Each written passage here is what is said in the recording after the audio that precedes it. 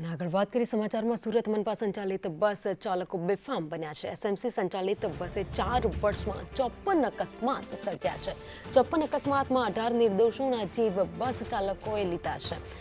2020ની સરખામણી 2023માં 1200% વધારો થયો છે। અકસ્માતોની સંખ્યામાં વધારો છતાં સત્તાધીશો નિંદ્રાધીન જોવા મળી રહ્યા છે। કડક પગલાં ન લેવાતા અકસ્માતોની સંખ્યા દિવસે ને દિવસે વધી રહી છે।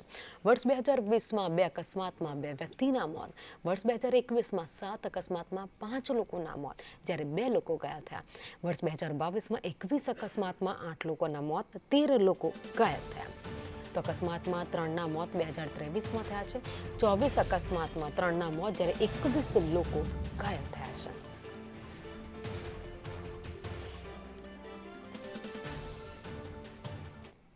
તો સુરતમાં બીઆરટીએસ બસ ચાલકો બેફામ બની ગયા છે। દિવસે ને દિવસે અકસ્માતની ઘટનાઓ વધી રહી છે। ત્યારે 2020માં અકસ્માત 2 સર્જાયા, જેમાં 2 વ્યક્તિના મોત થયા। 2021માં 7 અકસ્માતની ઘટનાઓ બની, જેમાં 5 વ્યક્તિના મોત થઈ ગયા। 2022માં 21 અકસ્માત સર્જાયા અને 8 લોકોનો અકસ્માતે ભોગ લીધો। 2023માં પણ 24 અકસ્માત સર્જાયા અને અનેક લોકોના મોત થઈ ગયા। એટલે કે દિવસે ને દિવસે બીઆરટીએસ ચાલકો છે તે બેફામ બનતા થઈ જઈ રહ્યા છે। મન ફાવે તેમ ગાડી હંકારી રહ્યા છે, રસ્તા ઉપર નિર્દોષ લોકોનો જીવ લઈ રહ્યા છે।